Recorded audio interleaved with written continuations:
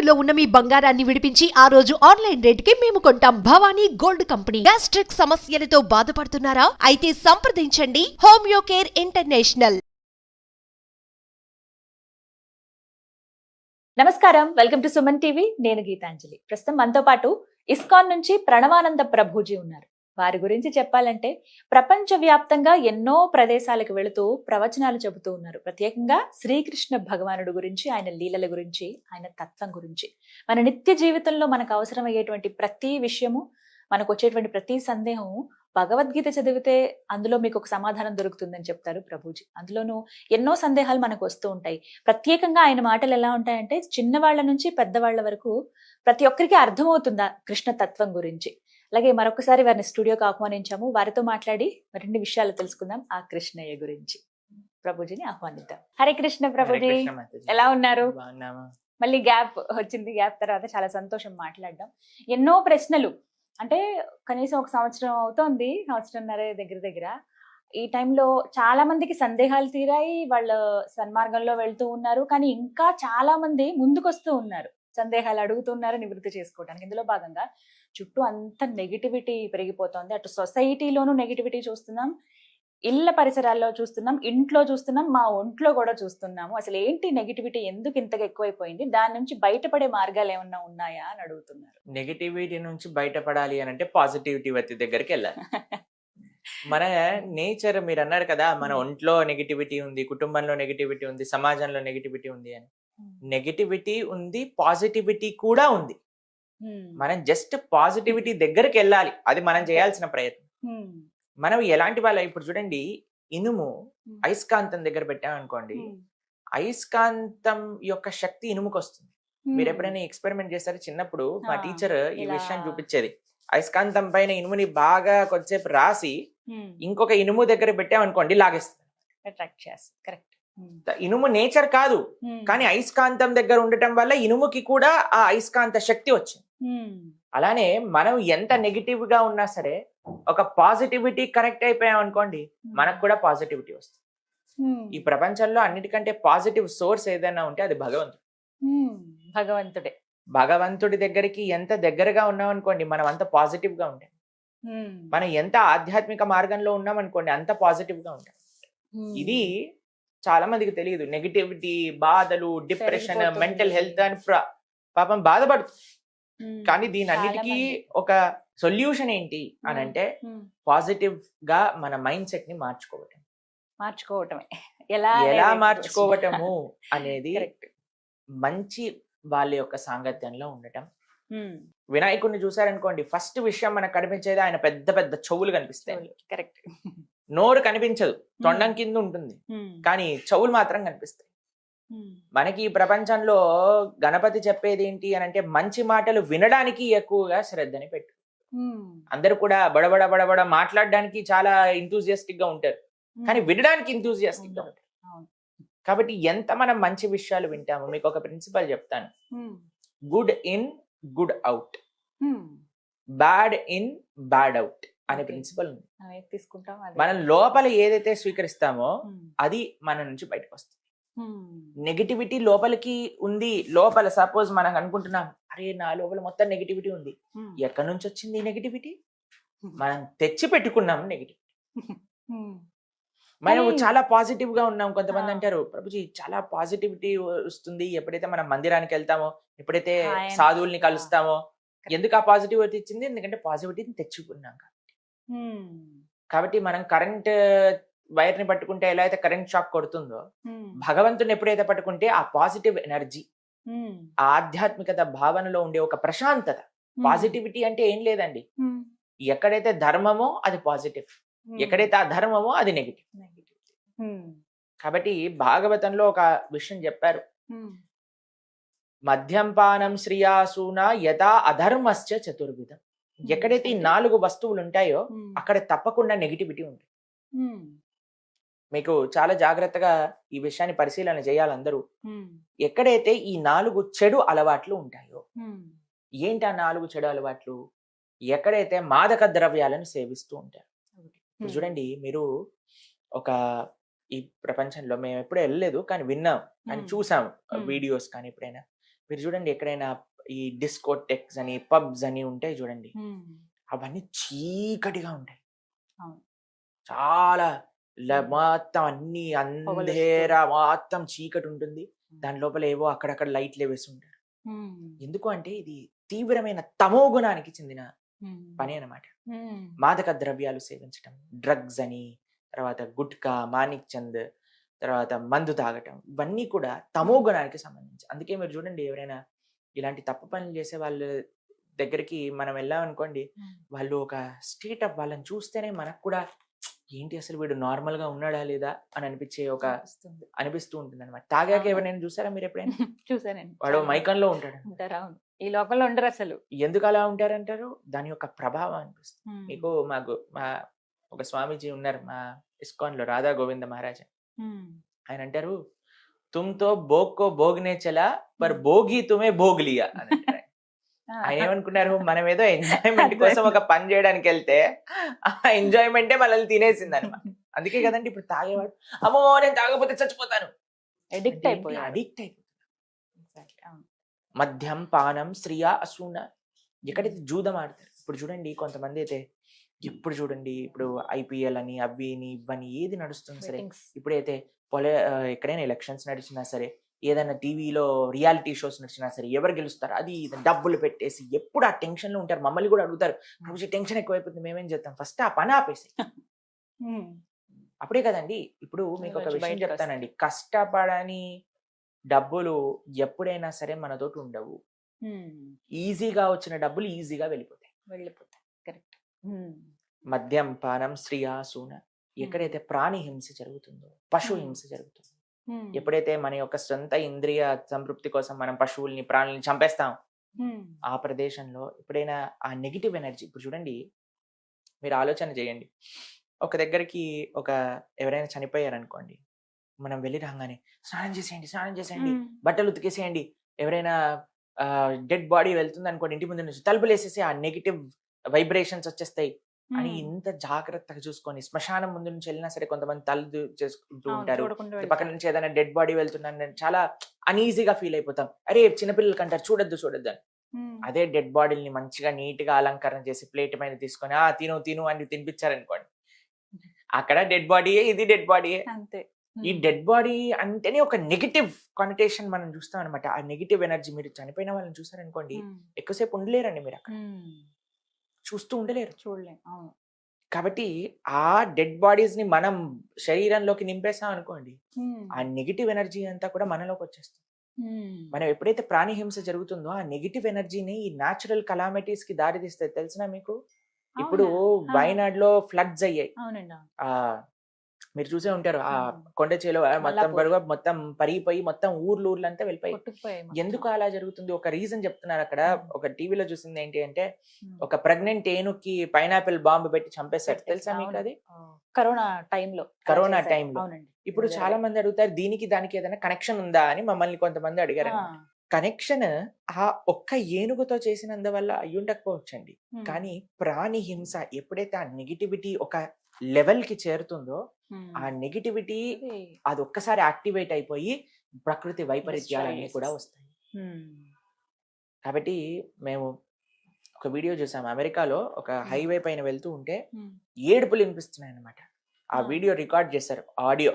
ఇలా వీడియో చూస్తే ఆ నెగిటివ్ క్రైజ్ అన్ని ఒక 2 కిలోమీటర్ల దూరంలో ఉండే ఒక స్లాటర్ హౌస్ నుంచి వినిపిస్తుంది. అక్కడ ఆవులు పందులు అన్ని ఎక్కడైతే స్లాటర్ చేయడానికి పెడతారో అక్కడ నుంచి వినిపిస్తున్నాయి. ఆ నెగిటివిటీ అంతా, ఆ ఏడుపు అంతా కూడా, ఇప్పుడు చూడండి మీరు ఎవరైనా మనిషి ఏడిచారనుకోండి ఇంట్లో, మన మనసు కూడా బాగుండదు. ఎవరైనా ఏడుస్తున్నారంటే, అరే కొద్దిగా ప్రశాంతంగా ఉన్నానా, నువ్వు ఎందుకు ఏడుస్తున్నావు అని మనం వెంటనే రియాక్ట్ అవుతాం. ఎందుకంటే మనకి బాధ లేకపోయినా ఎదుటివాడ బాధ చూసి మనం తట్టుకోలేకపోతాం. అలాంటిది ఇన్ని ప్రాణులు ఏడ్చిన ఏడుపులు, ఏమన్నా మేక, ఈ కోడి నేను నీకోసమే పుట్టాను నన్ను చంపేసేయని ఆనందంగా వస్తుందండి? అది బాధే కదా. ఆ బాధ అంతా ఎక్కడికి వెళ్తుంది? ఎవరు దాన్ని అనుభవించాల్సి వస్తుంది అని అంటే, ప్రతి ఒక్కళ్ళు అనుభవించాల్సి వస్తుంది. అంటే తిరిగి మనకు వస్తుంది అని అంటారు 100%. కాబట్టి మద్యం, జూదం, ప్రాణిహింస, ఎక్కడైతే అవైధ స్త్రీ పురుష సంఘం జరుగుతుందో, మీరు చూస్తున్నారు ఈ ప్రపంచంలో ఇప్పుడు అందరూ కూడా కోల్కతాలో జరిగిన కేసు గురించి బాధపడుతూ ఉన్నారు. ఇంకా మిగతా ప్రదేశాల్లో కూడా ఈ రోజు నేను చూసాను, మహారాష్ట్రలో జరిగిందట, అక్కడ జరిగిందట, ఇక్కడ జరిగిందట. ఇలాంటివన్నీ ఎందుకు జరుగుతున్నాయి? ఎటువైపు మన సమాజం వెళ్తుంది అని చూస్తే మనం దేన్ని సమాజంలో యాక్సెప్ట్ చేస్తున్నాం, దేన్ని యాక్సెప్ట్ చేయట్లేదు అన్నారు. మనం ఒకసారి మాట్లాడుకున్నట్టున్నాం, కొన్ని సినిమాలు వచ్చాయి తెలుగులో, హిందీలో. ఆ సినిమాలలో స్త్రీని అగౌరవపరచడం, ఫ్యాషన్ గా హీరో చేస్తే సూపర్ డూపర్ హిట్ అయిపోయి అందరు కూడా పేర్లు కూడా సినిమాల్లాగా పెట్టేసేసుకొని, అలాంటివన్నీ కూడా మీరు ప్రోత్సహించి ఇలాంటివి అయినప్పుడు బాధపడ్డారనుకోండి, దాంట్లో పొంతన లేదే. మీరు ఎప్పుడైతే ఏదైతే ఎక్కడైతే రాంగ్ జరుగుతుంది అని మనం ఎప్పుడైతే ఆపగలుగుతామో, ఎప్పుడైతే ఇలాంటి వాళ్ళని కఠినంగా శిక్షిస్తామో, ఇప్పుడు చూడండి జరిగిన రోజులైంది, శిక్ష వచ్చింది ఆయనకి, ఇంకా ఎవరు చేశారో ఏంటో ఏం తెలియట్లేదట. ఇంకా రోజుకి ఒక ట్విస్ట్ లాగా ఒక్కొక్కటి తెలుస్తుంది. ఎంతమంది ఇన్వాల్వ్ అయ్యారు అసలు ఆ జూనియర్ డాక్టర్ పరిస్థితి చూస్తే అసలు ఎంత దారుణంగా, అసలు రాక్షసులు కూడా అలా చేస్తారా లేదో కూడా మనకు తెలియదు. ఎందుకు ఈ రాక్షసత్వం పెరిగిపోతుంది అని అంటే, ఆ రాక్షసత్వాన్ని మనమే ఇంటర్నెట్ ద్వారా, సినిమాల ద్వారా, సీరియళ్ల ద్వారా ఎక్కిస్తున్నారు జనాలు. అంటే కేవలం అవి చూసే చెడిపోతున్నారు అవే. మరి ఇప్పుడు మీరు చెప్పండి, ఒక పిల్లవాడికి చెడు ఆలోచన ఎలా వస్తుంది చెప్పండి? అవి చూసినప్పుడే. ఒక చిన్న పిల్లవాడు ఉన్నాడండి, మీ అబ్బాయి ఉన్నాడు, ఇప్పుడు ఆయనకి ఏంటి మంచి ఏది చెడు ఎలా తెలుస్తుంది చెప్పండి మీరు? మనం చెప్పే దాన్ని బట్టి. ఓకే, నెక్స్ట్ ఇంకొకటి తను చూస్తారు, ఏదైనా చూసినప్పుడు దాన్ని బట్టి. ఓకే, తర్వాత ఇవే ఉంటాయి. అంతే కదండి. మనం ఏం చూపిస్తాము, మనం మంచి చూపిస్తే మంచి నేర్చుకుంటాడు, ఇది తప్పు అని మనం నేర్పిస్తే తప్పు అంటాడు. అంతే కదా, అదే నేను అంటున్నది. ఇన్ని విషయాలు మనం చెప్తున్నాం, ఇన్ని మంచి విషయాలు చెప్పడానికి ప్రయత్నం చేస్తున్నాం. ఎంత ప్రయత్నం చేస్తున్నాము మంచి విషయాలు, మంచి మార్గంలో ఈ దేశంలో ఉండే యువత వెళ్ళాలని, మంచి మార్గంలో ఈ దేశ భవిష్యత్తులో ఉండే చిన్నపిల్లలు ముందుకెళ్ళాలని, మనం మారి మంచి మార్గంలోకి వెళ్ళాలని. కానీ మేము చేసే ఇన్ని ఎండేవర్స్ కి ఒక్కసారి నీళ్లు పోసేస్తారు. ఒక సినిమా రిలీజ్ అవ్వగానే జనాలందరూ పిచ్చోళ్ళలా ఆ సినిమా వెనకాల వెళ్ళిపోయి ఆ హీరోలు చెప్పే. మీకు ఒక విషయం చెప్తానండి, ఎందుకు మేము సినిమాలను ఇంత ఘోరంగా ఖండిస్తాము, ఎందుకు wrong ideals, wrong role models ఖండిస్తామంటే, ఇప్పుడు మీరు చెప్పండి, నేను మా గురువు గారి ప్రవచనం వినడానికి మేము యూట్యూబ్ లో ఇప్పుడు మేము స్టూడియోకి వస్తున్నప్పుడు కూడా మా గురువు గారి ప్రవచనం వింటూ ఉన్నాం అనమాట. మధ్యలో యాడ్ వస్తుంది. యాడ్ వచ్చేసరికి మేము చూడంగానే ఎవరబ్బా ఈ యాడ్ లో ఉన్నది అనగానే, పేర్లు చెప్పను అనుకోండి, పెద్ద పెద్ద బాలీవుడ్ హీరోలందరూ ఏం చేస్తున్నారు తెలుసా? ఒకడు గుట్కాని ప్రమోట్ చేస్తాడు, ఒకడు జూదాన్ని మీరు పేకాట ఆడండి, డబ్బులు పెట్టుకోండి అని మొత్తం చెప్తాడు. దాని తర్వాత ఫాస్ట్ గా వెళ్ళిపోతుంది, ఇది దీంట్లో ఏమంటాం డబ్బు నష్టం కలుగుతుంది జాగ్రత్త అని ఫాస్ట్ గా చెప్పేస్తాడు వాడు. అంతే. వీడొచ్చి గుట్కా తినమంటాడు, వీడొచ్చి జూదం ఆడమంటాడు, ఇంకొకడు వచ్చి కూల్ డ్రింకులు తాగమంటాడు, ఇంకొకడు వచ్చి చాక్లెట్లు తినమంటాడు, ఇంకొకడు వచ్చి స్త్రీలను కొట్టి అవమానించి వాళ్ళని హింస పెట్టి అలాంటి సినిమాలు నడిపి జంతువు అని పేరు పెట్టుకొని సూపర్ హిట్ కొనుక్కొని లక్షల కోట్లు సంపాదించేస్తాడు. వీళ్ళని మనము ఐడియల్స్ గా, వీళ్ళ వెనకాల క్రేజ్ పెంచుకొని చెడ్డ బూతులు మాట్లాడే వాళ్ళు, అసాంఘికంగా ప్రయత్నించే వాళ్ళందరినీ కూడా మనము వాళ్ళ దగ్గరికి వెళ్ళి మేము వాళ్ళ ఫ్యాన్స్, మేము వాళ్ళది ఇది అది అది అని చెప్పుకుంటూ తిరుగుతున్నారు మీరు. ఇలాంటి పరిస్థితిలో దేశ యువత ఉంటే మనకి అసలు ఈ దేశానికి మంచి భవిష్యత్తు ఉందంటారా చెప్పండి? అంతే, ఎక్కడ చూసినా నెగిటివిటీ ఉంది. మనకి ఇప్పుడు మా పక్కన ఒక దేశం ఉంది చైనా అని. మీకు ఒక విషయం తెలుసా, ఇన్ని సంవత్సరాలు భారతదేశంలో వచ్చిన ఒలింపిక్ మెడల్స్ ఎన్నైతే ఉన్నాయో వాళ్ళకి ఒక్క ఒలింపిక్స్ లో అన్ని మెడల్స్ వచ్చాయి. మన వాళ్ళు బిగ్ బాస్ అని, ఈ చెత్త అని, ఆ చెత్త అని, వీటి గురించి 24 గంటలు ఫేస్బుక్ లో, ఇన్స్టాగ్రామ్ లో రీల్స్ చూసుకుంటూ వేరే వాళ్ళ జీవితాల్లో ఏం జరుగుతుందని, ఈ హీరోయిన్ చేస్తున్నాడు, ఆ హీరోయిన్ చేస్తుంది, ఈ హీరోయిన్ ఏం చేస్తుంది, ఆ హీరోయిన్ ఏం చేస్తుందని మొత్తం కూడా పాశ్చాత్య దేశాన్ని వెనకాలకి వెళ్ళి మన గోతే మనం తవ్వుకొని దాంట్లో పడిపోతున్నాం. ఇలాంటి పరిస్థితి ఉన్నప్పుడు మనకి ఎక్కడండి ఇంకా నెగిటివిటీ ఉందని బాధపడి మీరే కొని తెచ్చుకుంటున్నారు నెగిటివిటీ. మరి ఉన్నాయి వీటన్నిటిని పక్కన పెట్టాలంటే దేవుని చేరుకోవడం ఒకటే మార్గమా? కాదండి, మీకు ఒక విషయం చెప్తాను. ప్రశాంతంగా బ్రతకాలి అనుకుంటున్నారా లేదా? తెలిసి ఇందులో విషం ఉంది,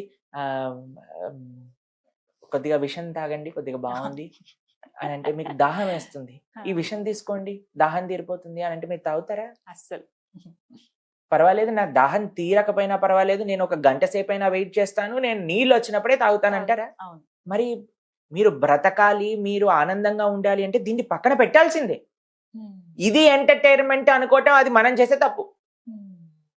కానీ ఒక సేవలో ఒక ఆనందం ఉన్నది, ఒక ఆరాధనలో ఒక ఆనందం ఉన్నది, మంచిగా బ్రతకటంలో విలువలతో ఒక ఒక ఆనందం ఉన్నది అని తెలిస్తే కదా. ఎప్పుడైతే ఈ విషయాలని ఆపితే కదా ఆ విషయాలు తెలిసేది మనకి. చిన్నప్పటి నుంచి పుట్టిన చిన్ని పిల్లవాడి దగ్గర నుంచి ఫోన్ పెట్టేసి నువ్వు ఈ చూడు అది చూడు అని చూపించేస్తూ మేము చూసాం. చిన్న చిన్న పిల్లలండి, ఇంత పిల్లలకి వాళ్ళమ్మ ఒక దగ్గర చూసాం మేము, ఒక వల్గర్ సాంగ్ పెట్టి డాన్సే అంటే ఈ చిన్ని పిల్ల దానికి డాన్స్ వేస్తుంది, దానికి మురిసిపోతున్నారు. ఇలాంటి పనులు చేసినప్పుడు మనకి ఏం నేర్పిస్తున్నాము, ఏం చేతుల్లోనే ఉంది ఏదైనా. కాబట్టి అందరూ ప్రయత్నం చేయాలండి.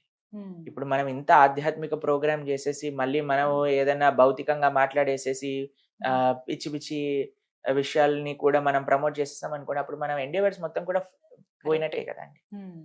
కాబట్టి మనకి ఈ విషయం అర్థం కాదు, చాలా మందికి పట్టదు. ఈ రోజు నిన్న ఈ రోజు మనం కర్ణుడి పైన ఒక పాడ్కాస్ట్ చేసాం, గుర్తుందా? ఆ వీడియో చూసాను, ఎందుకో నాకు యూట్యూబ్ లో సజెషన్ వచ్చింది.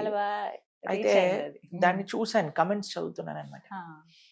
అందరూ కూడా I stand with Karna, Karna super hero, Karna super star, Karna is emotion, Karna is love అని పెట్టారు. మేము ఆశ్చర్యంతో చూస్తున్నాము, అసలు వీళ్ళకి కర్ణుడి గురించి చెప్పింది ఎవరు? మహాభారతం కర్ణుడి గురించి మాట్లాడుతుంది. మహాభారతంలో వ్యాసులు వారి కర్ణుడి గురించి ఏం చెప్పారు? వీడేదో శాస్త్రం తెలిసినట్టు ఒక సినిమా చూసేసి Karna is emotion, Karna is love, Karna is love అంటూ ఉందంటే మీరు డైరెక్ట్ గా కూడా కోల్కతాలో ఆ జూనియర్ డాక్టర్ తోటి చేసిన హింసాత్మకంగా ప్రవర్తించిన వ్యక్తులు ఎవరైతే ఉన్నారో వాళ్ళని సపోర్ట్ చేసినట్టే. మనం మాట్లాడుకున్నాం కదా, ద్రౌపది దేవిని అవమానించామని చెప్పిందే కర్ణుడు. మళ్ళీ Karna is emotion, Karna is love, Karna is our great hero, Karna is role model. ఇలాంటి చెత్త వాళ్ళు ఉన్నంత వరకు కూడా మన దేశం ఇలానే ఏడుస్తుంది. అందుకే మనం ఎందుకు మాకు ఈ బాధ, ఒకటే ఒక బాధ ఉంటుంది మాకు, ఈ దేశ యువత తప్పుడు మార్గంలో వెళ్ళిపోతున్నారు. ఈ దేశ యువతకి మంచి మార్గం చెప్పే వాళ్ళు తక్కువ అవుతున్నారు.